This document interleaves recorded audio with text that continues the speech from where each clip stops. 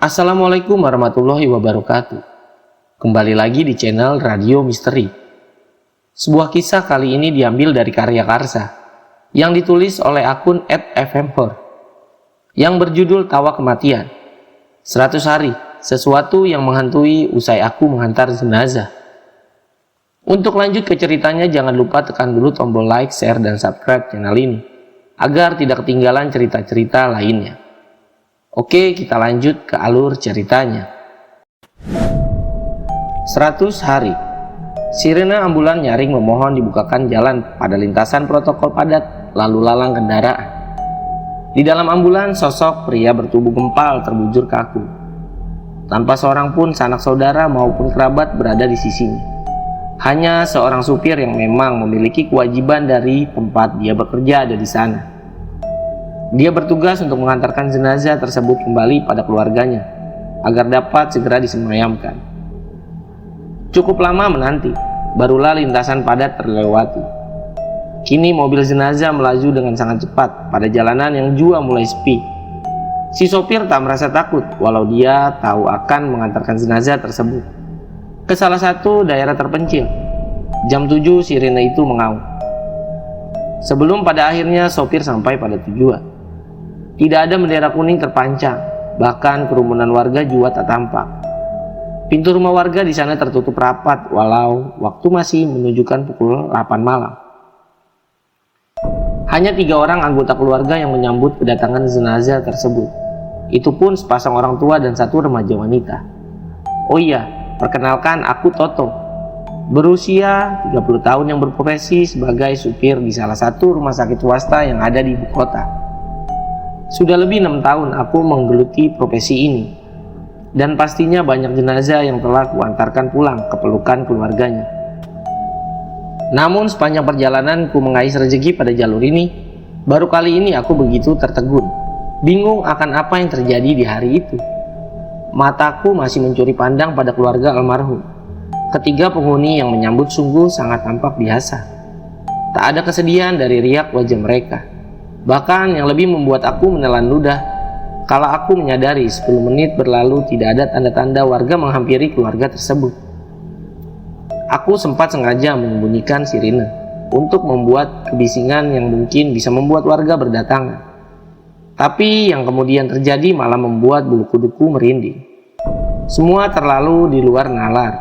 Sepanjang mata ini memandang, aku mendapati warga dusun hanya mengintip dari balik gordeng rumah masing-masing dan menatap sinis ke arah kami berada.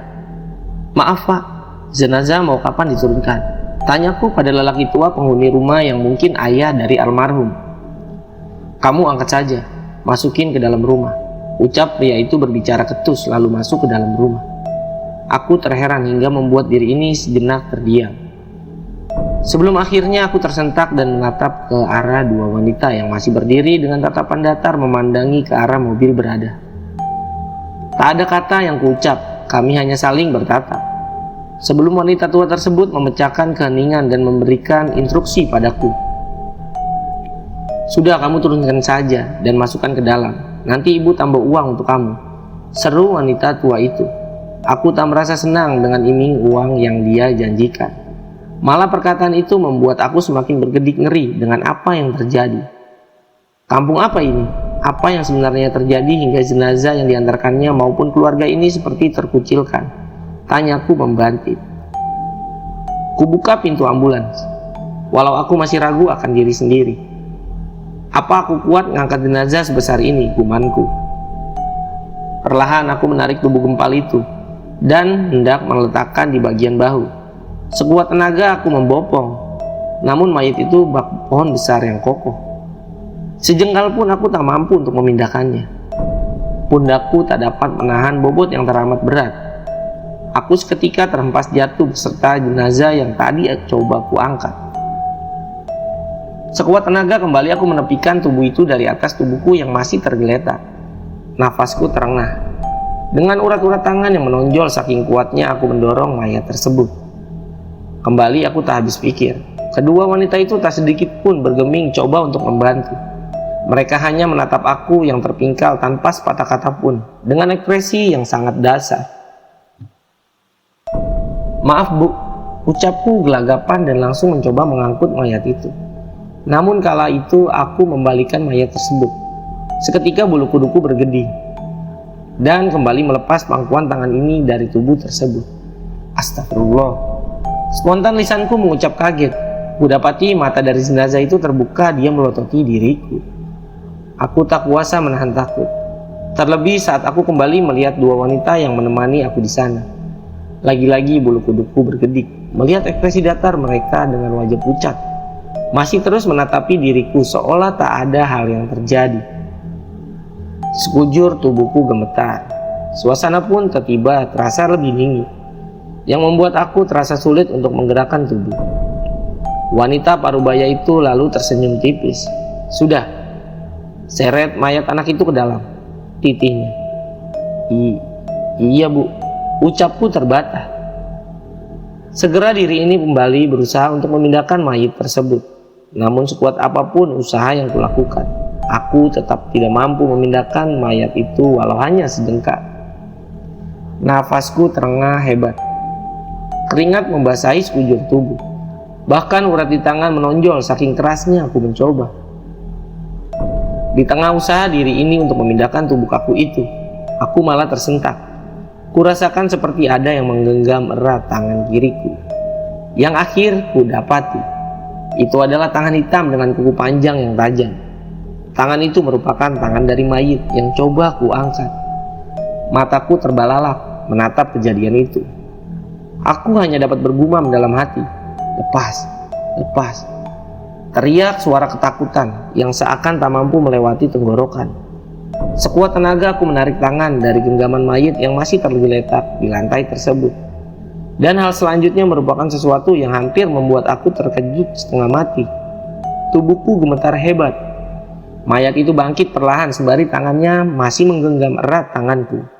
Dia menatap aku tajam dengan bola mata yang sepenuhnya memutih. Dari sela matanya tetesan merah seperti darah masih mengalir. Raung mayat itu tepat di hadapanku. Kami seakan berubah posisi di mana mayat itu berdiri tegak, sementara aku malah hampir dalam posisi terduduk lemas. Gemertak gigiku nyaring terdengar. Lontar perkataan tak bermakna yang terucap keluar dari mulut ini. Aku menatap ke arah dua wanita yang menemani tadi, berharap masih ada pertolongan yang bisa diharapkan. Mereka masih berdiri di sana, masih dengan tatapan datar yang menyeramkan ke arahku. Tolong, pintaku memohon. Wanita baya itu tersenyum mendengar ucapan memelas dari mulutku.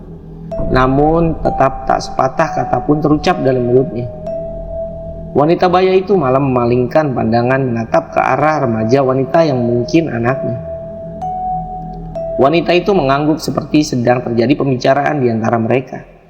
Dirinya lalu pergi, masuk ke dalam rumah. Suasana kian semakin genting bagiku. Kala tangan mayit tersebut semakin kencang mencengkram dan mulai membuat tanganku berdarah. "Lepas! Lepas!" jeritku meronta menahan sakit. Teriakanku kian menjadi pelan, aku sungguh lelah. Bahkan kurasakan beberapa tubuhku terasa kejang hingga akhirnya aku hanya bisa terdiam dengan pandangan yang memudar. Semua terlihat samar dan menjadi hitam. Dan di akhir kesadaran saat itu, aku merasa wanita tua itu ada di sampingku, dengan perawakan pocong terbungkus kain kafan berwarna hitam. 100 hari. Ucapnya yang menjadi hal terakhir yang kuingat sebelum keesokan harinya aku ditemukan terkapar di pinggir pintu masuk hutan di ujung selatan Pulau Jawa. Tempat yang sangat jauh dan melenceng dari tujuan awal rencana pengantaran yang ditugaskan padaku. Mata ini baru seutuhnya dapat melihat dengan jelas setelah aku 2 hari berbaring di ranjang RSU. Dan yang semakin membuat bulu kuduku bergedik ialah omongan dari Dwi, istriku, yang menjelaskan aku sudah 14 hari menghilang. Dan bila dihitung dengan masa sadar saat itu, berarti sudah 16 hari berlalu dari kejadian tersebut. 5 hari lamanya total waktu yang dibutuhkan untuk dokter guna menyatakan aku telah pulih dan memperbolehkan untuk pulang. Dan singkat kisah, kepulangan pada sore hari itu pula yang menjadi awal cerita kelam dari kejadian awal yang kualami.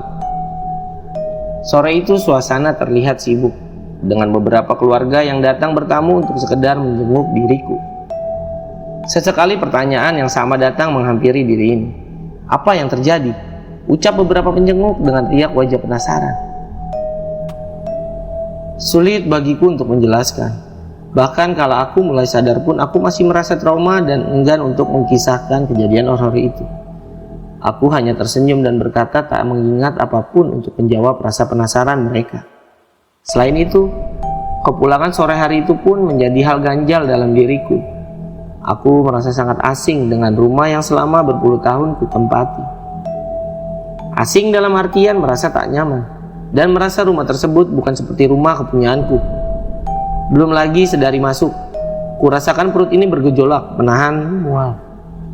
Saking busuknya aroma yang kuhirup, sempat ku menanyakan kepada istri maupun keluarga yang ada di sana. Sayangnya tak seorang pun mencium bau busuk seperti yang kurasakan.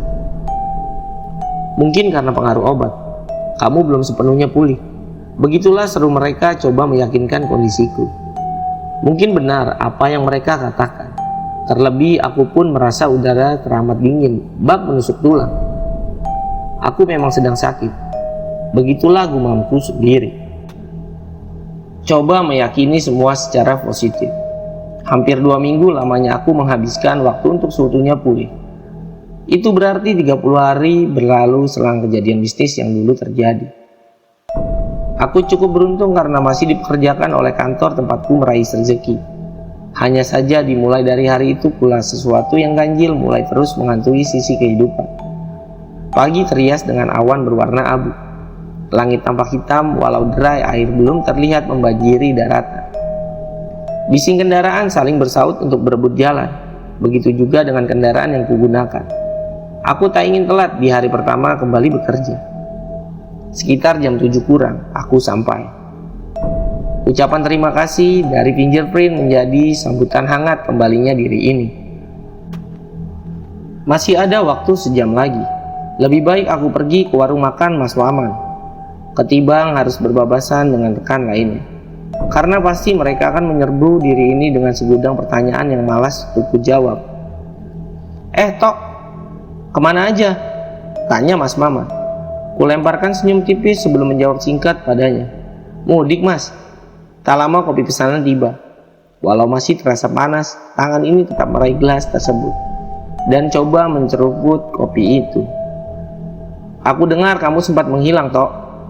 Tanyanya kembali sembari duduk di samping, namun dengan posisi membelakangi diriku. Deru nafasku panjang, bosan untuk menjawab pertanyaan tersebut. Enggak kok Mas, aku mudik. Ucapku kembali dengan jawaban yang sama.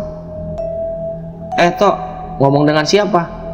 Seru Mas Maman ketiba sembari mengantarkan kopi pesananku. Aku terkejut melihat dia ada di belakangku. Lantas siapa pria yang masih duduk membelakangi diriku? Tak butuh waktu lama sosok itu membalikkan tubuhnya. Aku dapat melihat jelas wajah yang kerap hadir dalam mimpi burukku. Sosok yang membuat aku trauma. Mayit itu hadir menampakkan diri di pagi hari tersebut. Gumamku terbatas sembari menunjuk ke arah dia berada. Tok, kamu kenapa? Tanya Mas Maman yang heran melihat diri ini gelagapan ketakutan. Suara bisik kembali bergema di dalam otak. 100 hari. Sayu ucapan seorang wanita seakan berbisik di daun telinga kiriku. Semua seketika berbeda dengan apa yang tadi kulihat. Aku seakan kembali mengulang kejadian waktu itu. Kenapa aku kembali ke kampung ini dan bertemu dengan mayit sialan itu? Belum lagi sepasang orang tua serta remaja wanita itu kembali menatap dengan tatapan datar. Ampuni aku. Ucapku memelas sembari menutup kedua kelopak mata.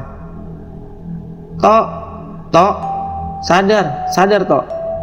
Teriak Mas Maman yang membuat aku kembali bersentak dan mengembalikan kesadaran. Wajahku seketika pucat, dipenuhi keringat. Aku menatap lemas ke arah Mas Maman. Kuberikan dia selembar uang 10.000 dan langsung pergi menjauh dari sana. Aku langsung masuk ke dalam ruang pantry. Kurai gelas dan mengisi penuh dengan air putih. Suara tegukan air melintas di tenggorokan kering. 2 gelas air habis dalam sekejap. Beberapa pekerja yang berada di sana tampak keheranan memandang. "Haus nih, kesetanan lo tok," ucap Ipul sembari memberikan beberapa lembar kertas. "Ini tolong diurus ya," lanjutnya berbicara. Ipul merupakan koordinator driver. Pagi itu dia langsung memberikan aku tugas tanpa basa-basi menanyakan keadaanku. Namun mungkin lebih baik bila aku langsung mendapatkan tugas, agar aku kembali dapat membiasakan diri. Langkahku langsung menuju ke ruang administrasi untuk mengurus surat perjalanan dan dokumen yang hendak diserahkan ke keluarga jenazah. Lokasi pengantaran juga cukup dekat, di sekitaran wilayah Jakarta Barat. Dan satu yang pasti membuat aku cukup tenang, karena ada keluarga almarhum yang turut serta di dalam mobil jenazah. Tak butuh waktu lama, kala tubuh seorang wanita sudah masuk ke dalam mobil. Sirena pun berbunyi menuju tempat yang dituju. 2 orang wanita yang duduk di bangku depan bersamaku masih terisak tangis meratapi wanita yang terbujur kaku di bagian belakang. Sementara seorang pria yang ada di belakang hanya menempelkan wajahnya di peti jenazah. Mungkin pria itu suami dari si wanita, pikirku kala menoleh sepintas dari arah. Sepintas aku mendapatkan informasi bahwa wanita itu mati keracunan. Begitulah Indah, staf rumah sakit, tadi memberitahu diriku sebelum perjalanan ini dimulai. Indah juga menginfokan ada 2 orang sanak keluarga yang akan ikut dalam pengantaran. Namun bukan hal yang baru bila ada sanak keluarga lain yang ingin turut ikut masuk ke dalam mobil. Mungkin pria itu atau salah satu dari 2 wanita yang duduk bersamaku yang memutuskan untuk turut dalam rombongan. Seperti biasa jalanan ibu kota pada meraya. Sirena yang mengaung tak serta-merta membuat laju mobil jenazah ini dapat bergerak cepat. Sekitar 15 menit perjalanan, kala tangis kesedihan mulai redup terdengar. Aku mulai memberanikan diri mengajak kedua wanita itu untuk berbicara. Ada perasaan mengganjal dalam jiwa, karena pria yang di belakang tak sedikit pun mengangkat kepalanya dari atas peti. "Maaf Bu," pria yang di belakang, "apakah suami almarhum?" tanyaku pelan. Mereka tak langsung menjawab, malah mereka seperti bertingkah aneh, dengan menatap secara bersama ke arah belakang berkali-kali, seperti heran dengan pertanyaanku. Hampir semenit lamanya. Lalu kemudian salah seorang bertanya padaku, "Pria Mas, yang ikut di mobil ini hanya kami berdua," ucap salah seorang dari mereka yang membuat diriku seketika berkedip, bahkan ngerem mendadak mobil jenazah itu. Bising suara klakson dan makian dari luar mobil jelas terdengar karena aku menghentikan mendadak laju mobil tersebut. Aku tak dapat menahan diri dan langsung menolehkan pandangan menatap arah belakang, tepat di mana sosok pria itu berada. Tepat di pembatas kaca, mayit pria gempal yang pernah kuantar sudah menempel wajah busuknya. Jeritku semakin menjadi kala ku dapati 2 wanita yang duduk di sebelah merupakan sosok wanita misterius keluarga dari mayit tersebut. Tanganku gemetaran mencoba membuka pintu mobil. Dan lagi si wanita tua itu mengulang perkataan yang sama. 100 hari. Ketus dia berbicara dengan wajah sinis yang membuat aku semakin bertingkah tak karuan. Dengan tangan gemetar, aku terus mencoba membuka pintu mobil. Dan akhirnya pintu itu dapat terbuka lebar. "Tidak! Astagfirullah!" teriak wanita yang duduk di sebelahku, sembari menutup mulutnya dengan tangan. Aku terhenyuk. Tubuhku terasa lemas melihat seorang terjungkal dari motornya karena menghantam pintu yang kubuka tiba-tiba. Oi, turun lo! Woi!" teriak warga yang seketika menggerubungi mobil yang kubawa. Saat itu aku tidak jatuh pingsan, namun pikiranku sungguh kosong. Makian dan cacian yang begitu ramai dilontarkan terdengar sunyi. Aku hanya melihat mulut mereka yang terus berteriak. Dan beberapa kali bau gementah mereka layangkan ke wajahku. Namun seperti yang kukatakan, tak ada satupun perkataan yang kulihat dari mulut mereka yang terbuka sampai di telinga ini. Malah ucapan 100 hari terngiang jelas. Seperti terus dilontarkan wanita itu kepadaku. "Siapa kalian?" teriakku di sela amukan warga yang geram akan kelalaian yang kulakukan. Tak banyak detail kejadian yang dapat kuceritakan. Yang pasti hari itu aku digelandang ke kantor polisi. Singkat kisah, sore hari baru, semua perkara dapat diselesaikan secara damai. Setelah kantor tempat aku bekerja mau untuk menjadi penanggung jawab dan menjamin akan membayar seluruh ganti rugi kepada pengendara sepeda motor tersebut. Sementara untuk jenazah yang tadi hendak kuantarkan sudah disemayamkan secara layak. Entahlah, aku tak mau mengambil pusing siapa driver yang datang menggantikan tugasku. Pagi itu, karena usai dari kantor polisi, aku langsung mendapatkan surat pemecatan yang diberikan oleh Ipul. "Maaf Tok, mulai besok kamu tak usah datang lagi," ucapnya sembari menyodorkan surat perpisahan itu. Indah azan Isya berkumandang, dan aku masih menepi pada salah satu warung kopi pinggir jalan. Diam dan hanya melamun yang kulakukan. Sekali aku mencoba meruntuti awal mula petaka. Apa yang sebenarnya terjadi? Kenapa mereka mengganggu kehidupanku? Terlebih aku tak pernah merasa memiliki masalah dengan orang lain. Semua terasa samar untuk saat ini. Besok aku harus kembali ke kantor. Ada hal yang terlupa. Aku harus mencari data diri dari jenazah yang kuantarkan tersebut. Pagi menjelang. Sekitar jam 10 aku menyambangi tempat kerjaku. Atau lebih tepatnya mantan tempat aku dulu mengais rezeki. Aku langsung menuju ke ruang admin dan memohon Indah untuk memberikan informasi perihal alamat jenazah yang dulu aku antarkan. "Data ini nggak salah dah," ucapku keheranan kalau membaca nama Listiani Ningsi di file yang dia berikan padaku. "Enggak, itu memang surat dinas atas namamu di hari kamu menghilang," jawabnya mantap berbicara. Kudapati juga di file tersebut tulisan tanda tangan diriku. Namun mengapa pada saat itu aku mengantarkan mayat seseorang laki-laki? Serta alamat yang dituju juga jauh berbeda, di mana aku seharusnya berangkat menuju kota Banten, bukan ke daerah selatan Pulau Jawa. "Tok, sebenarnya apa yang terjadi padamu?" ucap Indah serius bertanya. "Aku nggak tahu, Indah. Semua sangat tak masuk akal. Aku seperti sedang dipantau oleh sosok tak kasat mata," jawabku padanya. "Hus, ngaco kamu Tok," gumamnya seakan tak percaya dengan kebenaran yang terlontar dari mulutku. "Iya, aku bercanda, lupakan," balasku padanya lalu berlalu pergi. Tujuanku saat ini pergi menuju alamat jenazah wanita yang seharusnya aku antarkan. Karena cukup aneh mendengar penjelasan Indah bahwa aku yang pergi mengantarkan jenazah tersebut, tak ada sopir pengganti. Mana mungkin itu bisa terjadi? Sementara di hari kejadian aku pergi ke daerah Anta Beranta dengan membawa mayat pria buntal yang kini menghantui kehidupanku. 1,5 jam lamanya hingga aku tiba ke alamat yang tertera di surat yang tadi aku baca. Usai menyampaikan maksud dan tujuan, akhirnya aku pun mendapatkan letak pasti di mana wanita bernama Listiani tersebut disemayamkan. Tak terlalu jauh, kurang lebih 5 menit memacu sepeda motor aku sampai ke TPU yang disampaikan oleh ibundanya. Ku tabur bunga yang sempat kubelikan di jalan, sembari membacakan Yasin untuk dirinya. Entahlah, aku pun tak tahu mengapa melakukan hal tersebut. Usai melakukan hal tersebut, aku bergegas untuk pergi dari area pemakaman. Namun kala aku bangkit dari posisi jongkok, aku mendapati ada beberapa orang berpakaian hitam yang sedang menyekar di area pemakaman, di mana jarak kami mungkin tak lebih dari 10 meter. Cukup aneh, karena aku tak merasakan kehadiran mereka. Enggan diri ini untuk berpikir terlalu jauh. Segera aku beranjak, sembari menurunkan tangan menandakan permisi kala langkah ini berpapasan melewati 3 orang yang menyekar kala itu.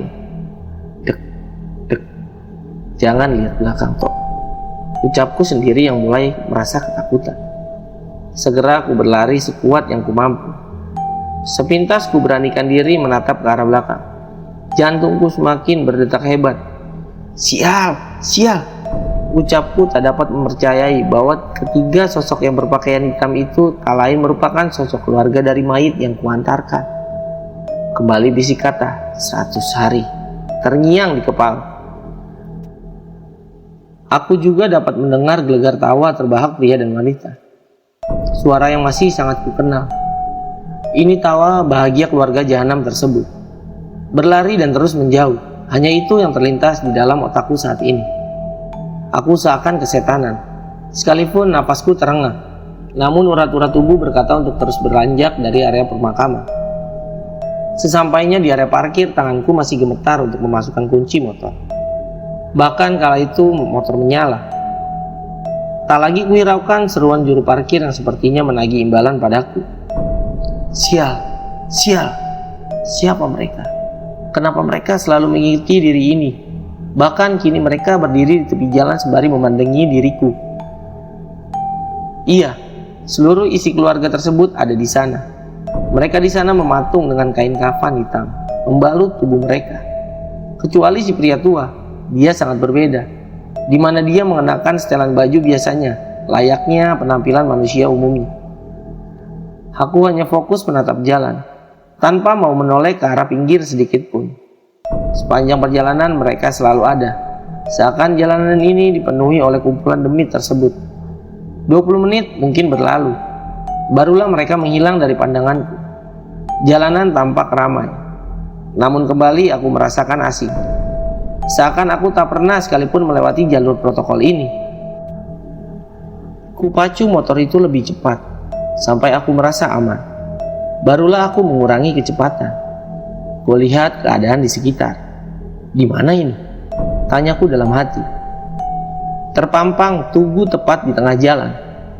Ada tulisan aksara Jawa terpanjang di bawah tugu itu, yang tak dapat ku mengerti artinya.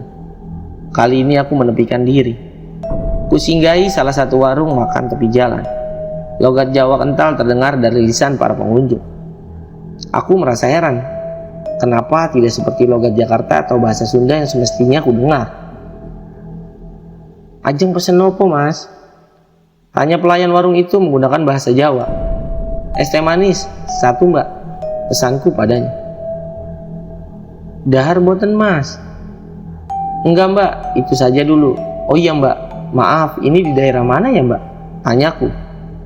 Pelupu Mas, jawabnya singkat. Aku sangat asing mendengar nama daerah tersebut. Lebih lanjut aku pun menanyakan detail pasti lokasi keberadaan saat ini. Pelupu itu di mana mbak? Tanyaku kembali. Niki masih saking pundilan ajeng tindak pundi. Saya Toto mbak, saya dari Jakarta. Terus ajeng nopo ten Sragen Mas? Sragen? Ucapku tak mempercayai apa yang disampaikan oleh penjaga warung makan tersebut. Bagaimana mungkin aku bisa melakukan perjalanan sejauh ini? Padahal hanya sekitar 1 jam dari TPU tadi. Kurogoh handphone di saku celana, guna mengabari istri dan keluarga perihal keberadaanku saat ini. Dan mungkin aku juga akan menginfokan tak akan pulang hari ini. Namun niat itu terpaksa harus kuurungkan karena handphoneku sudah kehabisan daya baterai. Sejenak aku terdiam sembari melegakan dahaga ini. Kunyalakan sebatang rokok guna mengusir gundah di hati. Aku harus memikirkan cara untuk pulang dengan segera. Namun untuk saat ini aku tak mau memaksa diri untuk memacu kendaraan roda 2 untuk melintas provinsi. Terlebih jam yang terpanjang di dinding. Warung sudah menunjukkan jam setengah 5 sore. Sudahlah, aku akan mencari penginapan malam ini, ujarku sembari meraih koran yang ada di atas meja. Headline berita politik menjadi penghias halaman utama. Bacaan yang pastinya tak akan masuk akal ke dalam pikiranku. Hah? Ini gak salah. Cetus nada bicara keheranan terlontar dari mulutku. Sontak mataku menoleh ke arah mbak penjaga warung. Mbak, sekarang tanggal berapa? Tanyaku spontan memastikan tanggal yang tertera di koran itu salah. 12 Mei loh Mas. Jawabnya singkat yang membuat sekujur darah di dalam tubuh ini seakan terhenti. Mana mungkin ini tanggal 12 Mei? Tanyaku frustasi dalam hati. Itu artinya aku kembali menghilang selama 9 hari. Dan ini merupakan hari ke-40 pasca kejadian terkutuk itu terjadi. Aku sungguh sangat shock. Kupegangi kepala yang terasa sangat pusing karena memikirkan kejadian yang terus tak dapat dinalar. Agak lama aku terdiam. Sebelum otak ini sedikit mulai dapat berpikir jernih, berbekal info dari wanita pemilik warung, aku pergi ke pasar terdekat untuk membeli casan HP. Pasti orang rumah sedang mencariku saat ini bila memang sekarang tanggal 12 Mei. Singkat kisah, malam itu aku menginap di losmen sederhana. Sesampainya di tempat penginapan, segera ku cas HP. Tak menunggu lama tanganku menekan tombol power. Aku harus cepat karena aku pun tak dapat menjamin akhir kehidupan ini. Hanya saja aku seperti menghitung mundur sisa hidup 100 hari. Itulah yang selalu terngiang di alam bawah sadar. HP menyala, bunyi berdering silih berganti. Banyak pesan masuk maupun telepon yang menghiasi notifikasi. Segera aku menekan nomor telepon istriku. Tut, tut, tut. Bunyi berdering panggilan. Halo, sayang. Halo, halo. Ucapku berkata kala panggilan itu masuk. Hanya suara terputus dan kresek yang kudengar. Halo, halo. Ucapku kembali. Begitulah suara samar terdengar yang membuat aku semakin gundah. Aku mencoba keluar dari kamar. Tiba-tiba suara kresek itu menghilang, tepat dengan tanganku yang sedang memegangi pedal pintu kamar. Tangan kiriku yang masih memegang HP seketika gemetar, seiring bertak gigiku yang berbenturan. Lagi ngiang suara 100 hari, terbisik di telinga kiriku. Suara itu terdengar dari panggilan handphone yang kulakukan. Dan kurasakan juga sejuntai tangan memegangi pundakku. Aku tak dapat memastikan siapa sosok yang ada di belakangku. Namun firasat di hati meyakini pria besar yang dulu kuantarkan jenazahnya merupakan sosok yang mencengkeram diri ini. Hal itu dapat kuasumsikan dari besarnya kepalan tangan yang mencengkeram bahuku. HP di tangan seketika terlepas dari genggaman. Kedua tanganku meronta memegangi pedal pintu yang tak kunjung terbuka. Cengkeraman itu semakin kuat terasa. Dan tanpa aku sadari, tanganku tak mampu lagi meraih gagang pintu karena tubuh ini sudah terangkat. Brak! Suara hantaman keras bersumber dari tubuhku yang terjatuh mengajar pipa kasur. Sosok itu melemparkanku dengan kencang. Mataku menyipit dengan tangan memegangi area pinggul yang terasa sakit. Kupandangi sosok demit besar itu dengan perasaan takut. Dia masih berdiri di sana dengan uzud yang sangat menyeramkan. Kain kafan hitam, serta aliran darah yang terus mengalir dari kedua bola mata putih itu. Desis deru nafas mayit itu kasar terdengar.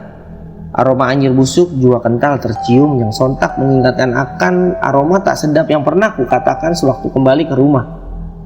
Aku tak dapat mengatakan betapa takutnya diri ini. Sekujur tubuh bergedik hebat. Malah aku merasa tak dapat sedikit pun mengerjakan tubuh.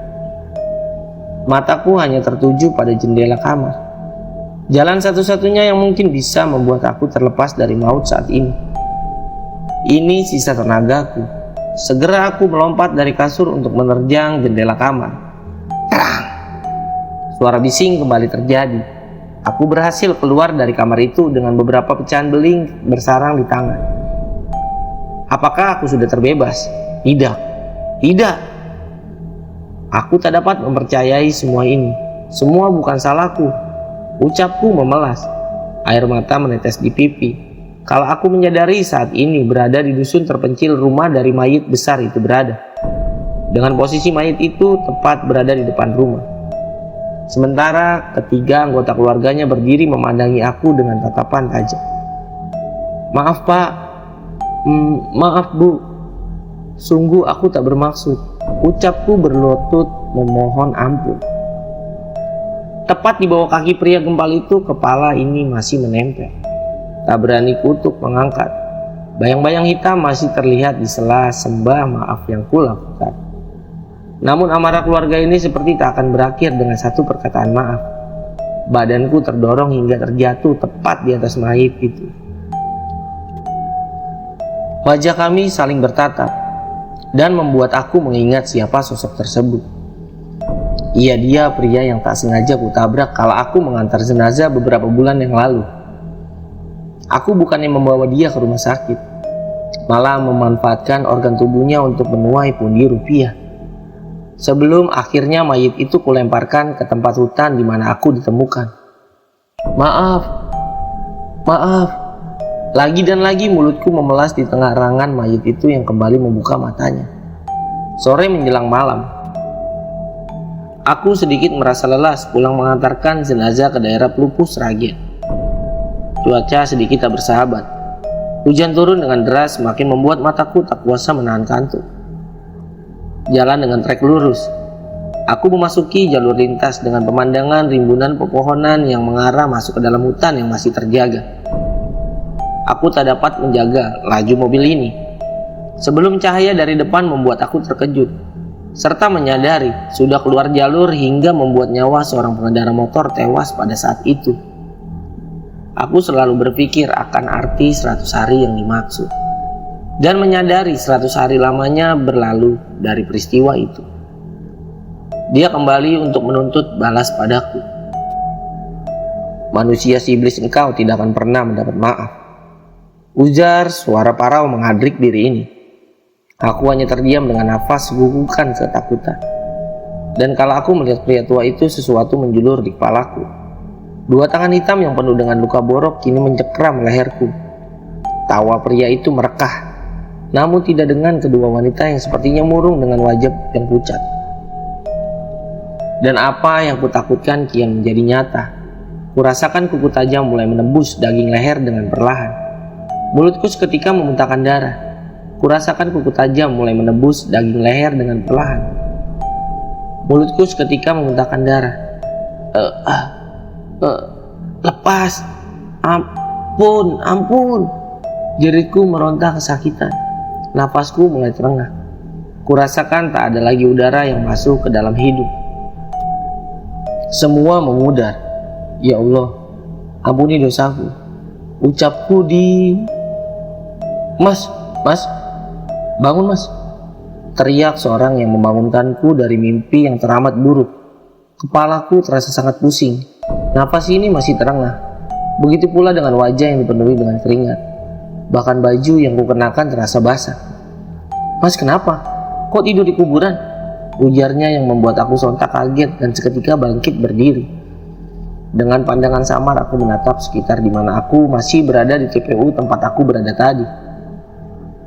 Kembali bulu kuduk ini bergidik. Aku sungguh merasa lemas melihat semua.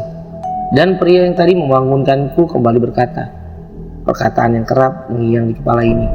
100 hari, ucapnya, yang sudah cukup menyadarkanku bahwa ini belum berakhir. Aku membalikkan badan dan menatap ke arah suara. Kembali hal gila terjadi. Pria gempal itu berdiri tepat di hadapanku. Seketika tubuhku terasa lemas.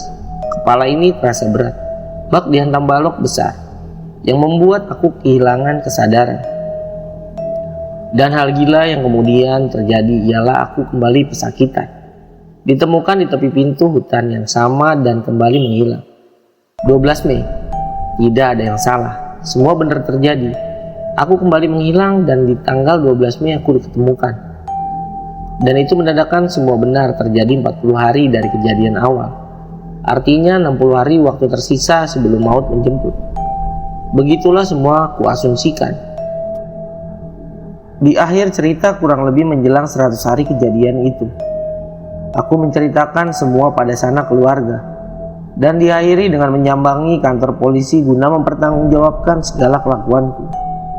Aku pun ditahan pada sel polsek sembari menunggu pelimpahan berkas. Mungkin aku tak akan punya waktu untuk menjalani masa hukuman. Kutatap jeruji besi sembari tersenyum. Dia sudah berdiri. Pria itu kembali berdiri di depan sel tempatku bertahan, tepat di 100 hari kejadian itu. Oke teman-teman, sekian saya sampaikan dari kisah ini. Semoga yang saya sampaikan dari kisah ini dapat pembelajaran untuk kita semua. Dan untuk teman-teman yang baru bergabung, jangan lupa like, share, dan subscribe channel ini agar channel ini bisa terus berkembang. Nantikan kisah-kisah berikutnya tetap di channel Radio Misteri.